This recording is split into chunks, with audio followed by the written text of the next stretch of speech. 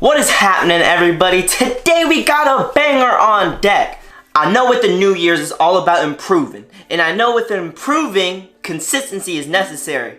And you want to know a big part of consistency is routine. So today I'm going to share with you guys my very special, very own, unique nightly routine. I do this routine every evening right before bed. I find it is very simple and also very effective. And I think you guys can adopt one, two, or maybe the whole thing to your routine to make you guys better, more physically, mentally healthy, and also more productive. So you can get behind that. Stay tuned.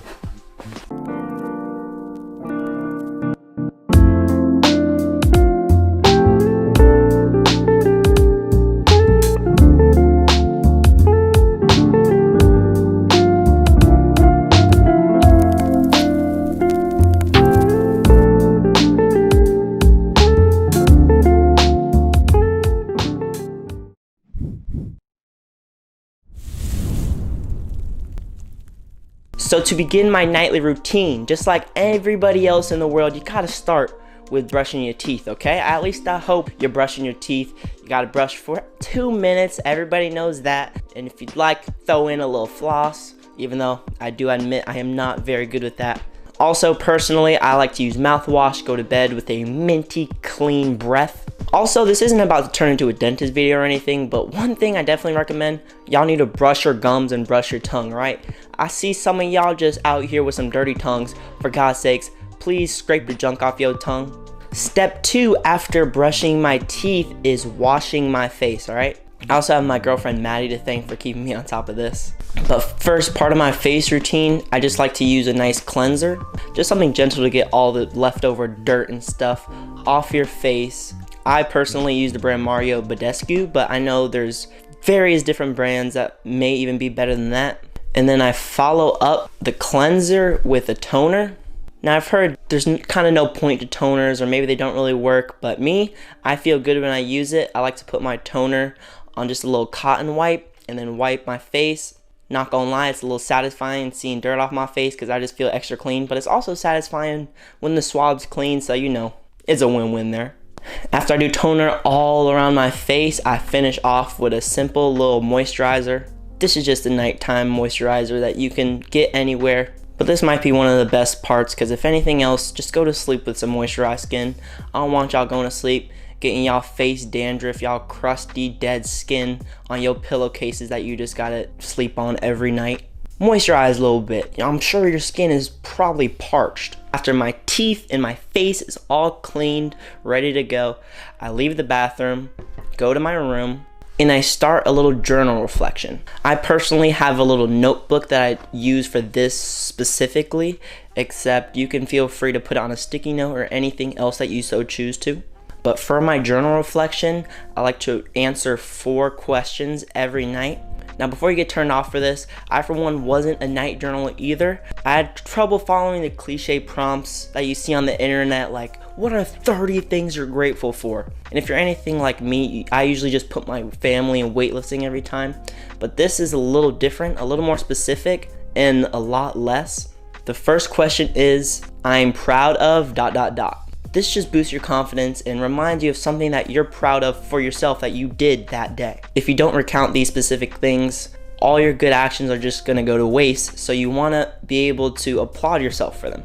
Second statement that I answer is, I want to improve on ... Now as the question says, it's just something that you wanna get better at, something you wanna improve on.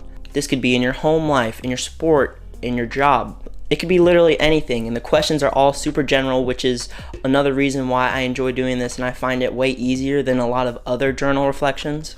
This will also spark some motivation to wake up tomorrow morning and attack the day. And so the third statement that I like to answer is, I'm looking forward to ...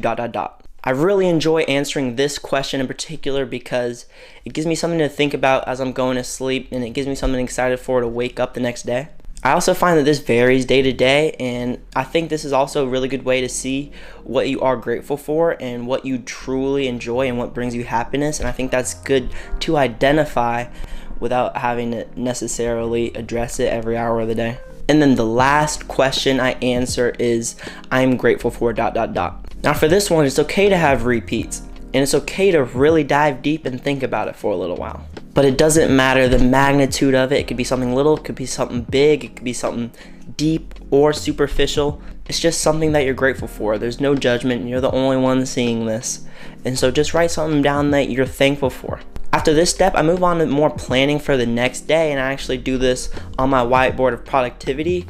It's also changed a little bit since my last video, so if you're interested in maybe checking that out, then let me know and I'll post a video for whiteboard of productivity 2021.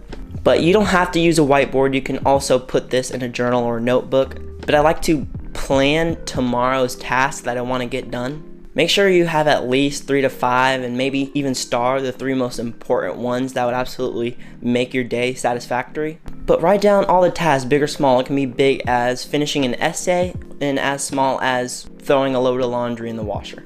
And then using these tasks that you wrote down, I also like to create a little schedule. It doesn't have to schedule the entire day, just the things that you can control. And so it could be just the first half of the day, but just write a time down that you want to get your task done. It doesn't have to be exact, it can be a range, and you can be flexible with your range, because I don't want it to be, if you don't follow your schedule right on the dot, then the day's a failure. And when you do this, it just eliminates decisions that you have to make tomorrow, which an overload in decision making could lead to decision fatigue. If you're not sure what that is, I advise definitely searching it up, researching it, because it is a real thing. So you just want to organize your day, make less decisions so that you have a plan plotted out for you and you just have to execute it. And then the last little thing that I do on my board is I write out my morning routine. Now this isn't my entire morning routine, this is just kind of my stretches that I want to get done in the morning. In the past, I followed a strict same stretches every day kind of routine, but I noticed that my body didn't feel the same way every time I woke up. So I like to switch it up, program different things that I know might be sore tomorrow, but just 3 to 5 things to loosen you up and prepare you for the day tomorrow. And then the very last thing that I do before I go to sleep, this could be on your bedroom floor or even on your bed, but I like to stretch out. This doesn't have to be an entire 30-minute yoga routine.